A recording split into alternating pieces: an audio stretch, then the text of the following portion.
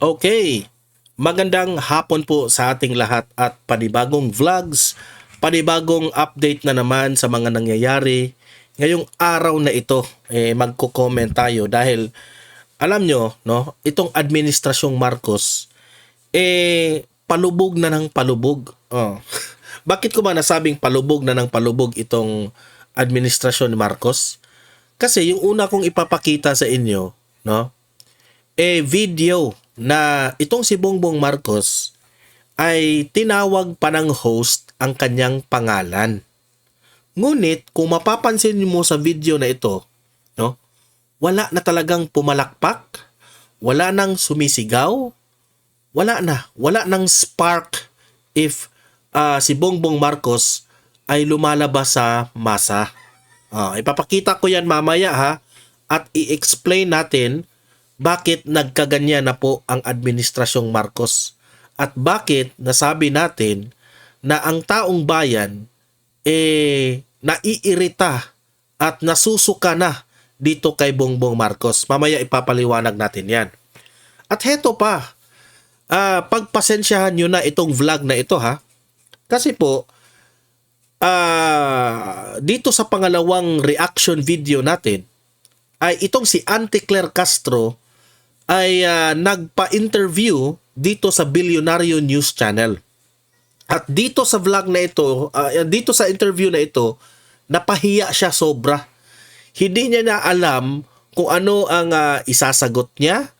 Sa totoo lang, ayaw lang yan aminin ni Auntie Claire Castro pero nahihirapan na yan na ipinagtanggol niya si BBM. Mamaya ha, ipapakita ko yan kung gaano po ka masasabi nating nakakahiya itong interview ni Auntie Claire Castro. Mamaya ito, i-review rin natin itong kung maalala natin, no? 'Di ba dati walang naniniwala yung sinabi ni former President Duterte na meron pong blank items. Walang naniniwala especially ito mga dilawan at mga loyalista. Walang naniniwala kay Tatay Digong nung sinabi niya na marami pong corrupt officials dyan sa House of Representatives. Walang naniniwala dito kay Tatay Digong nung sinabi niya na yung mga ayuda-ayuda na yan, nandyan lahat ang mga korupsyon. At useless yung mga ayuda na yan kasi po, at that time, nung very uso yung ayuda, wala namang disaster na nangyari. 'Di ba? Walang lindol, walang bagyo. Nung time na bumagyo, nung time na naglindol na, wala nang ayuda. 'Di ba? Nakapagtataka. Halatang halata na itong mga ayuda na ito ay ginagawa nilang propaganda para magmukha silang malinis. Paano yan, Luistro? Okay? Gising na gising na po ang taong bayan.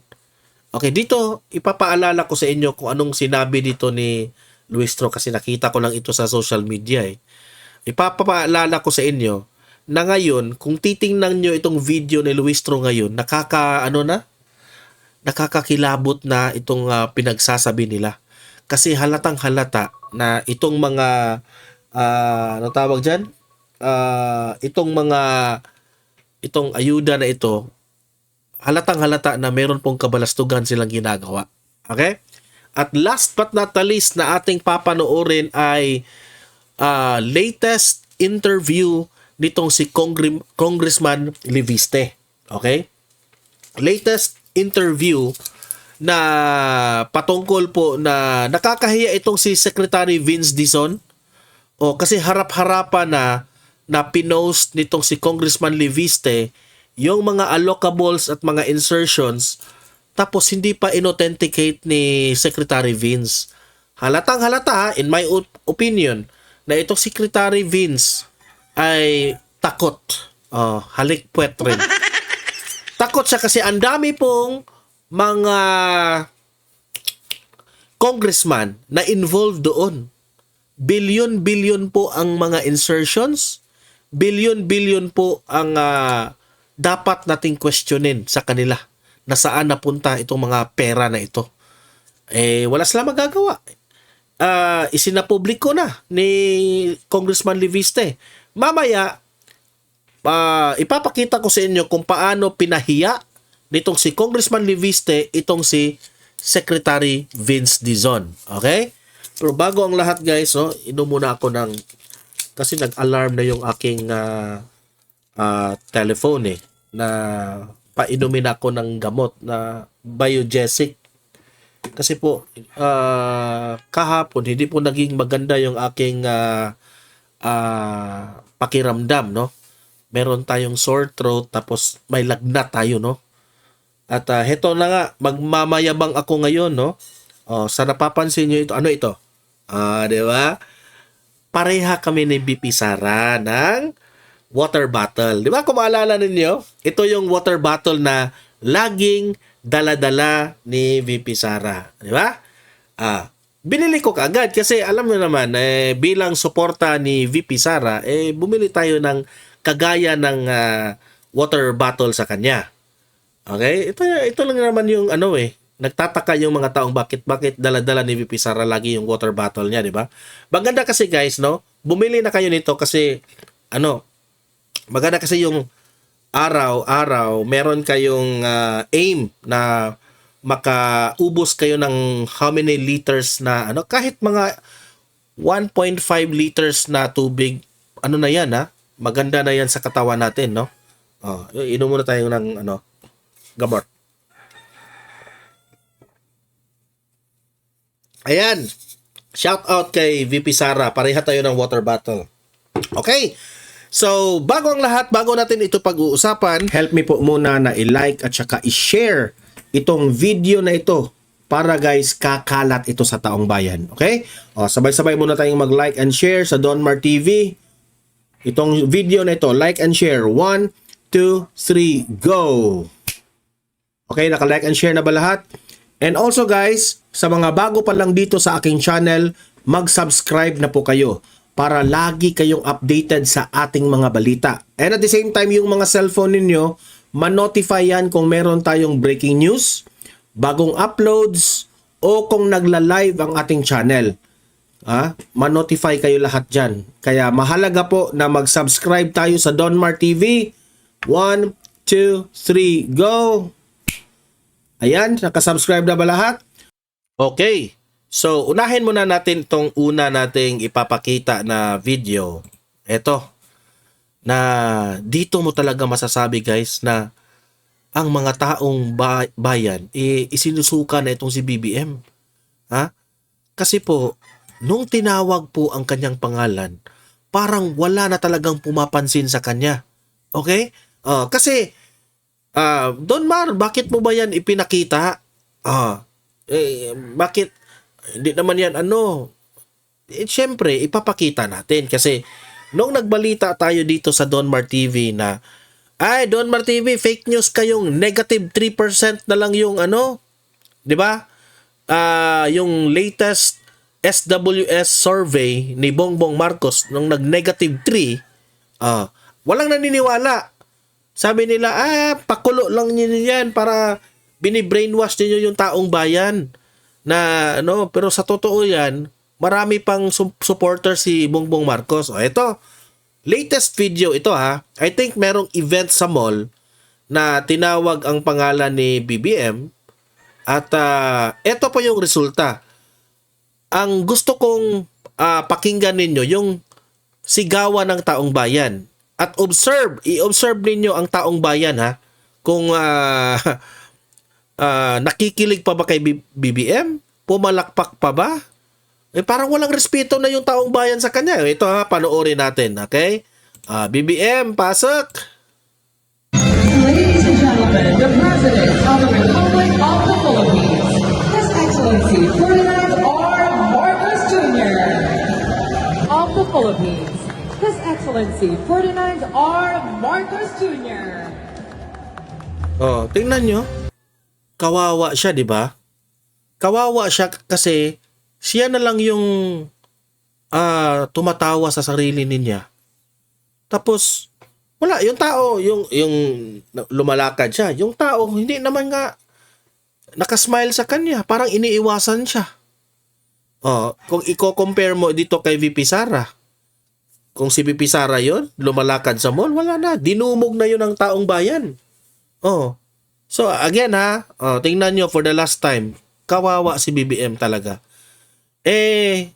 Kasalanan rin niya eh. Bakit nagkaganyan na ang taong bayan sa kanya? Oh? Ladies and gentlemen, the Wala na. President of the Republic of the Philippines, His Excellency Oh, tingnan nyo yung tao. Wala nang pumapasin. Siyempre, yung mga nagte-take pictures, obligar silang mag-take ng pictures dyan kasi for documentary yan. Ayun o, tingnan nyo. Wala man lang lumalapit na masa o taong bayan. Marcos Jr. of the Yung pumalakpak rin, yung mga kasamahan nila. Philippines, His Excellency Ferdinand R. Marcos Jr. Kawawa. Oh, tingnan nyo.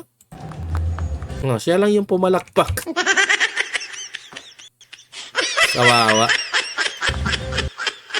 Yun lang yung napapansin ko. Alam mo, sa totoo lang, hindi mo kasi mabiblame ang tao kung ganyan po yung reaction. Kasi naiirita yung taong bayan sa kanya. Bakit naiirita? Kasi ang dami niyang mga promise na hindi naman niya tinutupad. Parang paulit-ulit na lang ba? 'Di ba? Ano yung latest promise niya? Sabi niya, bago magpasko, meron ng makukulong. 'Di ba? Hindi po merry ang Pasko nila. Anong hindi merry? Good? 'Di ba? Hindi nga, alam mo, Bongbong Marcos, bigyan kita ng tip, no? Na para tumaas yung rating mo. Ipakulong mo yung pinsan mo.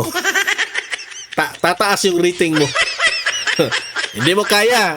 Hindi. You deserve the negative 3%. Di ba? Kasi, promise ka ng promise. Sabi mo pa, sa pagkakaalam ko, sabi pa niya, nagmamayabang. Hindi na merry ang Christmas nila. Makukulong na sila bago magpasko. Lumipas na yung Pasko. Kaya, iritang-irita sa iyo ang taong bayan. Kaya galit na galit sila. Ayaw na nga nilang pansinin ka. Kasi, nasusuka na sila sa inyo. At itong pangalawang video na ipapakita ko sa inyo, may kinaugnayan po ito. Okay? Kasi po, dito sa video na ito, makikita mo na itong si Auntie Claire Castro, nahihirapan ng ipagtanggol itong si BBM. Kasi, sinuplak siya ng Bilyonaryo News Channel itong si Auntie Claire Castro. Sinabihan siya na, Auntie Claire, nasaan na yung promise ng Malacanang na merong makukulong? Hanggang ngayon, walang nakukulong. Si Auntie Claire, grabe, nakakakilabot yung palusot niya. Napikon! Napikon yung si Chucky, napikon. Ay nako, ito ha, panoorin natin ito kasi ipapakita ko sa inyo na ganito na po ganito na po talaga ang sitwasyon ng administrasyon. Very obsessed na sila. At itong si Auntie Claire naman, kawawa. Okay? Kawawa in the sense na ano tawag dyan? Kahit alam niya na mali-mali na yung pagtanggol niya kay BBM, kapala na talaga ng muka. Tingnan nyo ha, tingnan nyo si Auntie Claire Castro. Auntie Claire, pasok! Ng palasyo tungkol sa pagpapakulong bago magpasko. Inaabangan na po natin yan nung bago magpasko, pero lumampas na. Maraming nang babash, maraming nagsasabi na ano ba talaga? Even Senator Lacson, ano ba daw ang stand ng palasyo dito? Because pati si Senator Lacson ha, hinahamon na ni Lacson itong presidente. Alam niyo naman si Lacson, balimbing yan. Si Lacson, kasamahan niya ni BBM alyansa niya ang pagbabago. Anong pagbabagong nagawa? Walang pagbabago. Pati si Lacson, Lacson ha, amo niyo itong si BBM, pero pati ikaw, nasusuka na. Ay nako. Tingnan nyo. Ang tanong na ito. kung wala naman daw hindi naman matutupad, bakit nagsasalita pa na may Correct. maghihimas-rehas bago magpasko? So, what can you say about that? Ang tanong ko, George, may sinabi ba ang Pangulo kung sinong personalidad ang mapapakulong niya? Tingnan nyo ha, ang asta niya, napikon. Pikon na si Auntie Claire ha. Sa tanong na yon, napikon na siya. Sa Paskong ito? Mhm. Hindi ba ang binanggit na lang niya sa kanyang ulat ay marami sa mga nabanggit niya? Kasi alam niya na natrap na sila. Alam niya na ang kanyang ipinagtanggol na Pangulo ay nagpa-promise tapos hindi natupad. Ngayon nahihirapan siyang ipagtanggol, no? Ang kanyang reason is, may binanggit ba ang Pangulo? May nabanggit bang pangalan? Halatang-halata na palusot na lang siya, no? Yes, walang nabanggit na pangalan ang Pangulo kung sino yung makukulong. Pero nag-promise siya, Auntie Claire. Ha? So, hindi mo pwedeng gawin ito na sasabihin mo na hindi naman nag-promise ang Pangulo ng pangalan kung sino yung makukulong. Kung yan po ang palusot mo, Auntie Claire, para ka na lang umamin na hindi talaga nagawa ang kanyang sinabi. Di ba? Wala kang binanggit. Siyempre, nung sinabi ni BBM na meron na makukulong bago magpasko ng mga government officials, siyempre yung taong bayan, okay, let us see. Tingnan natin ha, kung hindi na naman ito budol. Yun pala, napatunayan ng taong bayan, budol pa rin. Tapos ngayon sasabihin mo, wala naman siyang binanggit na pangalan. Otot mo. Otot mo. Tingnan yung mukha mo, parang si Chakadal. Ang maaaring hindi merry ang Christmas. Okay. At isa na rito, nabanggit niya ay ang Diskaya. Mhm. Si Diskaya, Auntie Claire, they are not part of the government. Contractors yan. At totoo naman, hindi naging merry ang Christmas. Hindi rin naman napayagan. Di ba? Ang kanyang reason, meron raw nakukulong si Diskaya. Pero ang sinabi ng Pangulo, government officials, yung mga mastermind, yung mga kasamahan nyo dyan, yung mga congressman, yun ang kurakot. Yun ang gusto ng taong bayan na makita na merong makulong. So halatang halata itong si BBM, he is not serious about this corruption issue. Kasi takot siya. Kasi alam niya, yung mga nangungurakot dyan, mga kaalyado nila. Boom! Ang kanilang request for follow. Mhm. So, walang pagsisinungaling ang Pangulo. Tinupad niya rin din ang kanyang pangako. Tinupad? Paano yan natupad? Gago rin ito eh. Ay, Auntie Claire, magising-gising ka nga. Na may mga taong hindi magiging merry ang Christmas. Tandaan natin, Tingnan nyo ha, paano siya sinuplak dito sa reporter. ilan na ba ang na-issue ng warrant of arrest? Ilan na nakakulong? Ilan ang nagtatago? Ilan yung hindi bumabalik sa Pilipinas? Ilan ang passport na hindi Kaya nga, ilan man ang nagtatago? Hindi yun napakulong. Inamin rin niya. naka-cancel na. Mhm. In Inamin. other words, maraming wanted, maraming hinahabol ang batas. Akala ko ba makukulong? Wanted lang pala. Gago ka. So, tama naman yung sinabi ng Pangulo, pero kung ang Tama raw yung sinabi ni Mang Pangulo, pero mali siya. Siya rin ang nagsabi. hinahanap nila ay politiko, kaagad na dapat Ay, makulong. napikon si Auntie Claire. Magpasko. Tandaan natin, meron pang mga paghihiring dito at ang sabi nga ng ombudsman, ni Ombudsman Boying, marami pa silang gagawin pag-iimbestiga. Kaya tignan po Marami pa palang, inamin rin niya na marami pang dapat imbestigahan. So, walang nakulong. So, huwag niyong sabihin na bago magpasko, makukulong na sila. Kasi marami pa palang imbestigahan. Marami pa palang hearing. So, huwag mo nang magmamayabang na makukulong na before Christmas. Hindi na po merry ang Christmas. Utot mo, Auntie Claire.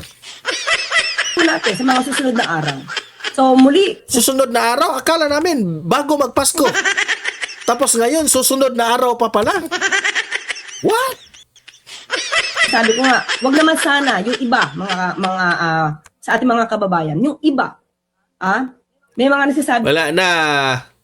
Yung mga rason mo, Auntie Claire, di na kami naniniwala. kasi na mambabatas na yabang lang daw ng Pangulo. Oh, kagaya sa'yo, yabang. Pareho lang naman kayo, mayabang. Mhm. Sabi ko, sana, wag naman sila maging bulag, wag naman sila maging bingi. Hindi kami bulag. Walang nakukulong. Di ko alam saang mundo ka, Auntie Claire? Sa Mars? Sa mga nababalik, Taga-Mars ka ba? Akala ko ba nandyan ka sa Malacanang? Sabi ng Pangulo, merong makukulong before Christmas. Kami pa yung bulag. Kami pa yung bulag. kita, marami ng kickbacks ang naibalik sa Pilipinas, sa kabanamang. So yung kickback na pinagmamayabong mo, yun na yun. Ha? Milyon-milyon lang yung kickbacks na sa isa uli. Paano yung bilyones yung ano namin? Tingnan nyo yung allocables na nilatag ni Congressman Leviste. Hindi ba nila sa uli? Bayan. Marami na ang na-freeze ang assets. We. Marami na ang kinasuhan ng BIR. Marami na rin kinasuhan ng Ombudsman at ng We. DOJ. So wag naman sana tayo maging bulag sa mga Puro salita, walang gawa. naging trabaho na o mga na-accomplish bago magpasko. Wag lang puro negatibo sana. Okay. Yung manggagaling. But Paano hindi man negatibo na promise kayo ng promise na hindi naman natupad? can you tell us your timeline? Well, tapos na po magpasko. Magno-New Year na. What should we expect? Kasi po, syempre naiinip yung taong bayan because we're Correct. talking about billions of pesos na nawala sa pondo natin. Ano po? And everyone wants those people, those politicians na binabanggit nyo, kung talagang involved sila, makulong sila. Do we have your, Yeah. can we know your timeline? Okay, Meron bang timeline? Tinatanong siya ngayon, meron bang timeline na makukulong yung mga politicians? Kasi gusto ng taong bayan, politician yung makulong. Huwag yung mga kontraktor-kontraktor. Di ba? Hanggat nandyan po yung mga kurakot na mga politicians na yan, hindi yan titino. Dadami pa rin itong corruption natin. George, ganito, no? Nakapag-submit na, nakapag-file na ng kaso ang DPWH at nakapag-rekomenda na ng kaso ang ICI. Nasa kamay na po yun ng Ombudsman at ng DOJ. Walang problema if nasa kamay. Ang tanong, nakulong na ba? Kasi sabi niya makukulong eh. Kung kailan po ito mairekomendang i-file sa Sandigan Bayan or sa Alam mo, Auntie Claire, atat na ang taong bayan na merong makulong. Hindi na po makapaghintay ang taong bayan. regular courts. So, yun na lang po ang hintayin natin dahil sa party po ng Pangulo, sa party po ng Ang DPWH, talagang hinihintay ng taong bayan, Auntie Claire, na si BBM mag-resign. nakapagsagawa na po sila ng mga kaso, nakapag-file na sila ng kaso. Hindi pa lang po tapos yan, ha? Initial pa lang po yan. So, wag po sila mainip. At Hindi, inip na kami. Kasi nag-promise yung bangag mong Pangulo. Nasaan na yung promise niya? hindi ko mainuutusan wag mainip. Na nakakainip naman talaga kapag wala pang nakakasuang malalaki na Binago rin niya kanyang state. Ano ba talaga? mga politiko na nababanggit. Pero tandaan natin lagi tayo may due process. Hindi pwedeng ura-urada ang pag-file tapos pagdating pa lang sa Sandigan Bayan, hindi pa nagkakaroon ng arraignment, dismiss na yung agad ng kaso. Hindi gugustuhin ng Pangulo yan. Na mate-technical because kakamadali. Kayo weak kasi kayo eh. Kasi kinakampihan ninyo. Ganun lang kasimple. Kailangan ng due process dito, pero nasa ombuds po yan, hindi lang po probable. Pero kaya pala hindi natuloy. Kaya walang nakulong sa sinabi ng Pangulo na before Christmas kasi nag-juju process pa. Inamin rin ng gago. Inamin rin. Wag mo magmamadali kasi nag-juju process pa. Sabihin mo yan sa Pangulo mong bangag na, sir, sana hindi mo yun sinabi na makukulong na ito before Christmas kasi may due process pa. Galing yan ni Auntie Claire. Siya na ang nagsabi niya na hindi yan fake news. Gago ka, Auntie Claire. Boycott ang kailangan dito. Nilaglag rin niya ang sarili niyang amo. Nilaglag niya. Reasonable certainty of conviction. Ibig sabihin talagang dokumento ay sapat para makonvict ang isang inaakusahan. So, mali yung sinabi niya na makukulong before Christmas. Ay, Bongbong Marcos! Nilaglag ka ni Auntie Claire. At sabi nga natin, 4 na buwan pa lang, George, ang nakakalipas. Buti pa si Mayor, babanggitin ko po si Mayor Vico Soto, nakita po niya ang nangyayari, sabi nga niya, 6 months ago, wala tayong nakitang ganito. Pero at least ngayon, nakikita natin umuusad para malabanan ang korupsyon. Ang tanong, ang argumento, before Christmas, wag ka nang palusot, Claire. 4 na buwan pa lang itong ginagawa. Wala, 4 na buwan. Kahit pa 3 buwan yan. Pero ang tanong, nag-promise kayo. Di ba? Promise pa kayo. Sabi niyo pa, before Christmas, magti-2026 na, Auntie Claire. Wala pang kunakulong. Ng Pangulo at ng mga concerned agencies Ay, natin. nako. Hindi ba sila nainip sa 6 na taon na walang napanagot sa ghost projects na sinabi na ni dating Pangulong Duterte na meron Ay, nasali si Duterte.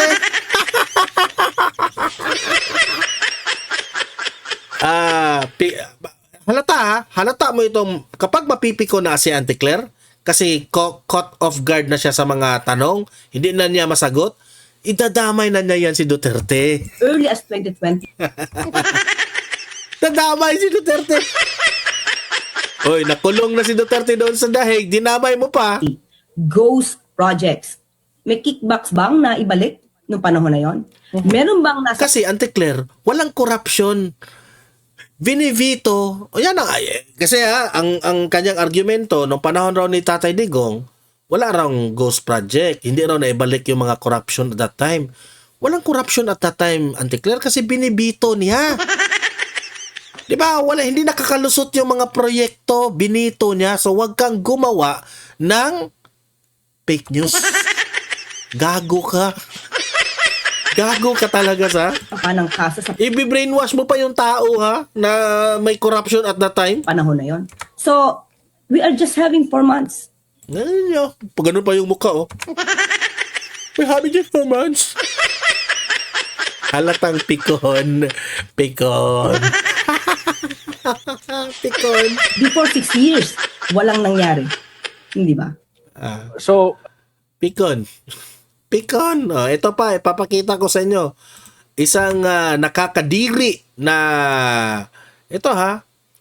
Ito yung nakakadiri na... Speaker of the people, Ito. the best Yan. Speaker of the Philippine Congress. Yan, ito.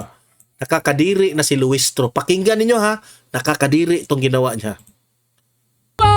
The best Speaker of the Philippine Congress. Pinakamalakas na palakpakan sigawan, Speaker Martin Romualdez! Sa panahon ni President Bongbong Marcos, sa panahon ni Speaker Martin Romualdez, correct me if I'm wrong, bumaha at bumagyo ng biyaya dito sa ikalawang distrito ng ating lalawigan.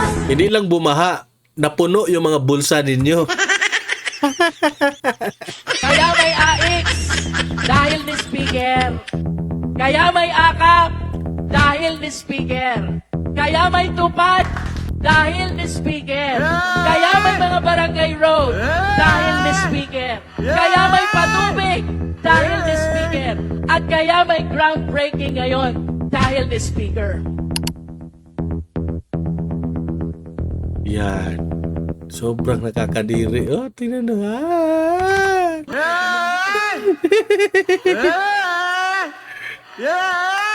Speaker Di ba? So, anong mga lesson na makuha natin doon?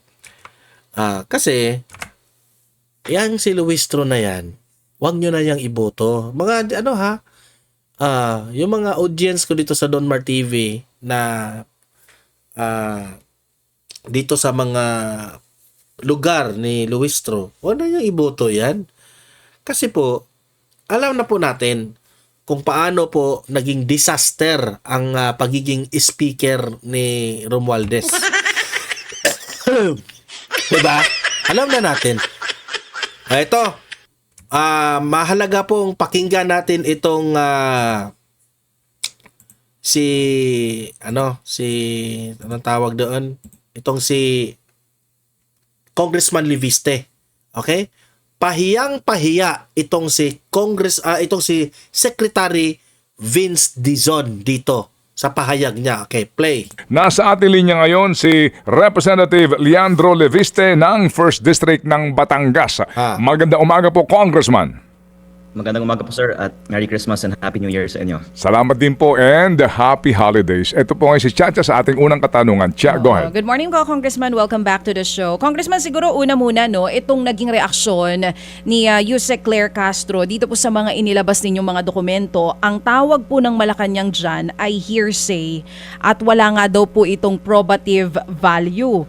Ngayon, si Secretary Vince Dizon naman po, meron po siyang sinasabi na hindi pa daw po niya nakikita o na-authenticate itong mga documents na ito. Ano pong reaction nyo dito sa tila parang pangmamaliit ng Malacanang at ni Sec Vince Dizon dito sa mga dokumentong hawak nyo? Maraming salamat po ma'am sa inyong tanong dahil napansin ko din na noon si Sec Vince ay madaling na-access ng media at nakita ko yung clip ng inyong show nung isang araw na na-observe nyo din na hindi din siya nagbibigay ng comments sa mga documents na in-upload ko sa Facebook. At Pasensyahan nyo na, tinanggal ko yung background kasi makaka-copyright tayo dito. So, para malaman ninyo, ang importante po yung pahayag ni Congressman Leviste. Okay, pakinggan ninyo. I can say that Sec Vince has had these documents at least as long as I had them because when they were given to me, he was also on the phone and saw them after that, and he cannot say na hindi niya nakita. I also uploaded them on Facebook, and I also uploaded on Facebook yesterday my email to him on October 1, emailing him a copy of the document that I uploaded on Facebook. Kaya kahit sana kumpirmahin niya ang authenticity ng document na pinadala ko, yun po ay magiging malaking step in transparency kasi doon po nakalagay yung summary ng magkano ang allocable ng bawat district representative sa Pilipinas. Para malinaw lang po ma'am, yung sinasabi kasi ni Sec Claire, baka akala ng iba, hindi totoo yung document. Ang sinasabi, hindi ito proven until Sec Vince will authenticate. At sinasabi ni Sec Vince, hindi niya nakikita. Pero sinasabi ko po, Actually, si Vince Dizon na lang ang hinihintay dito eh. Ayaw ni Sec Vince. Meaning to say, takot rin siya. nakita na niya noon pa, in-email ko pa, at ngayon makikita naman niya bakit hindi pa niya ino-authenticate. Oo, oo nga po, nabanggit nyo na rin po yan sa ilang mga pahayag, yung tungkol po dito sa email na inilabas nyo rin po sa inyong Facebook post. Tama po ba yan, Congressman Leandro Leviste? Wala po ba kayong direct line with DPWH Secretary Vince Dizon? After nyo po ma-email, magkaroon kayo ng email, iba po yata ang sumasagot sa inyo, ito po ay galing sa DPWH Planning Service na may mga ipinadala rin na document sa inyo. So sinasabi nyo po, ngayon tila nagbabago yung timpla ni Secretary Vince, iba na dun sa nauna nyo na pag-usapan? Kasi 'di ba before ang sabi nyo sa amin si Sec Vince pa mismo ang nagsabi na sa inyo ibigay yung files? Oh, yes ma'am, sorry, just to clarify. I have had many conversations with Sec Vince on September 4 when he told Yusek Cabral on the phone to give the files to me. After that, when he asked that I not release the files to the public because he will release the files to the public, and in October, in November, many times po nag-uusap kami ni Sec Vince at ang kanyang team. Yung pinost ko lang po sa Facebook ang email documentation ng konteksto po ang marami naming ibang mga pag-uusap kahit sa telepono. Oo, so at least malinaw ngayon, meron kayong personal contact, ipinost Yes. nyo lang din po yun para malinaw, para lang po masagot yung sinasabi na hindi pa na-authenticate. Through that email, Dahil makikita na hindi even nakikita. before, alam na Kasi ayaw i-authenticate kasi takot nga itong si Vince Dizon. nila. Tama po ba Oh, yun? I mean, maaaring ayaw niyang buksan dahil gusto niyang sabihin na hindi niya alam kung ano nga talaga yung allocable ng bawat kongresista. Pero parang Diba? it is funny, I think, to the public that the DPWH cannot confirm how much is the allocable budget out of a 401 billion pesos of allocable budgets of congressmen because this is taxpayers' money, and I think we deserve to know, totoo ba na may mga congressman na ang allocable ay 3, 4, 5 bilyong piso kada taon? Kung hindi po tama yung ibinigay sa aking dokumento nung September 4 na galing sa kanila, baka pwede nilang isagot ano ba yung tama. Pero may mga nagsasabi kasi sa social media, yung pangalan na ito, hindi tama and so and so. I swear this document came from DPWH. Kaya dapat si DPWH Kita ninyo doon ha, sila Abante, Sandro Marcos, ang laki-laki ng mga insertions at allocables. Oh, totoo yun ha. Oh, siya na mismo. Ako naniniwala kung hindi ito nagsisinungaling po ang sasagot kung hindi totoo ang dokumentong in-upload ko na galing sa kanila, ano yung totoong allocable budget. Correct. Wala namang maniniwala kung sasabihin nila walang allocable budget ng mga congressman, di ba? Oo. Congressman, did you try to reach out to Sec Vince kung bakit ganun yung nangyari? Kasi kung galing sa kanila yung file, why is he saying now na hindi pa niya na-authenticate? Sinubukan niyo po bang mag-text sa kanya, tumawag para tanungin kung bakit ganito na po ang naging timpla niya? I'll be honest with you.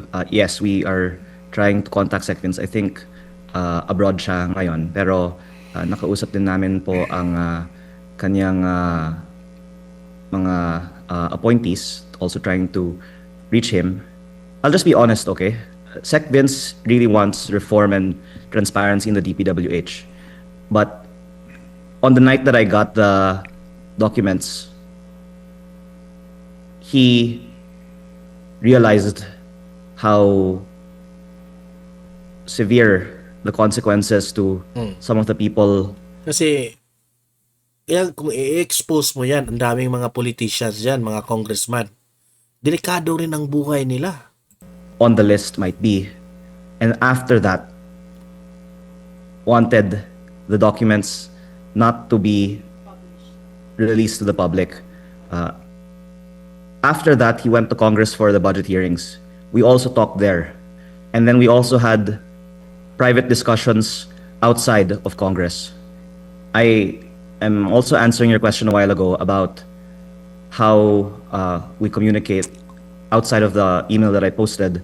We have had many conversations, and in these conversations, it involves me not releasing the files that he authorized to release to me on September 4, because September 4, he was 3 days on the job. Maybe he hadn't studied fully what all the files were, but he said to release them. And then after that, I'm sorry to say, but it's an acknowledgement that because they haven't released the files themselves, there's something that they don't want the public to know. Okay, ganito po, no? Can we abbreviate this proceedings ikang congressman para ho kasi if we will deal so much and we will give so much time sa authentication etc. baka ho maubos itong ating buong oras na inilaan sa interview na ito. Pwede ho ba natin i-simplify na lang muna? Opo. Itong dokumentong hawak po ninyo, ano ho ba ang irregular dito? Ano ba ang mga mali dito sa sinasabi yung mga files na ito? Pwede niyo ba munang isa-isahin ito, please? Yes, sir. Yung in-upload ko, ang summary, magkano ang allocable budget ng bawat congressman. At yung mas irregular, pag makikita yung mga detalye, ano yung mga project na naglalaman sa allocable budget ng bawat congressman, na malaking bahagi ay mga flood control project. Pero sa summary pa lang, ang nadoon, yung halaga. Dapat walang irregular kung lahat naman yun ay napupunta sa mga public works na nakikita ng ating mga kababayan. Pero dahil ayaw ilabas ito at maraming mga nakiusap din sa akin sa Kongreso, Oktubre at Nobyembre, gusto ko sanang mag-privilege speech tungkol dito, nakiusap sa akin na wag at ilalabas naman ng DPWH in the proper time. Ang lulabas, ayaw ng mga kongresista malaman ng publiko kung ilang bilyon ang kanilang taon-taong budget sa DPWH. Okay. Kung yun po ay suspicion na baka may inappropriate transactions relative to these projects, ayaw ko naman po manggaling sa akin yun. Ang sasabi ko yung irregular is hindi lang po sa malaki na hindi inideklara, Pero napakalaki ang disparity din ng ilang mga distrito na wala pang 1 bilyon. Yung 8 bilyon, malaki. Pero may iba naman na 5 o 10 bilyon. At yung mga iibang rehiyon na nakakakuha ng malaking budget, hindi naman po yung maraming populasyon o malaking pangangailangan necessarily. May correlation din po kung saan maraming contractor, mataas po ang allocable budget. Okay, so ang sinasabi po ninyo, ang irregular dito ay yung pong hindi wasto na paglalaan ng pondo sa bawat kongresista. Simply said, ganun po yun, ano po? Ano nyo? Tama? Yung lack of transparency Okay. na ayaw nila itong malaman at ito naman po ay dapat public information. At pangalawa, mas irregular pag malaman natin ang mga detalye na malaking bahagi po nito ay mga flood control projects. Baka kasama dito yung mga ghost at substandard na ngayon iniimbestigahan Opo. na hindi alam ng ombudsman sino ang nagpapondo kung hindi nila tignan ng listahan. Okay, sige po. So ihiwalay natin itong kaninyo mga allocables sa mga congressman. Yung pong sinasabi na leadership fund o ito pong mga allocables sa mga hindi naman miyembro ng kongreso o mga cabinet secretaries, pwede niyo ho bang ibuhos na ito ngayon? Itong mga informasyon na ito. Sino-sino ho ba ang meron doon? Salamat sir sa inyong tanong, pero ako po ay nag-post din sa Facebook na nais kong magbigay ng privilege speech mamayang hapon tungkol dito kung papayagan ako aabangan natin ng yan. Kongreso. Dahil ayaw kong sabihin ng iba na hindi ako dumadaan sa tamang proseso. I hope they can see, pinakita ko ito sa ICI at Ombudsman noong Nobyembre at nanawagan ako at that time na gawing state witness si Yusek Cabral.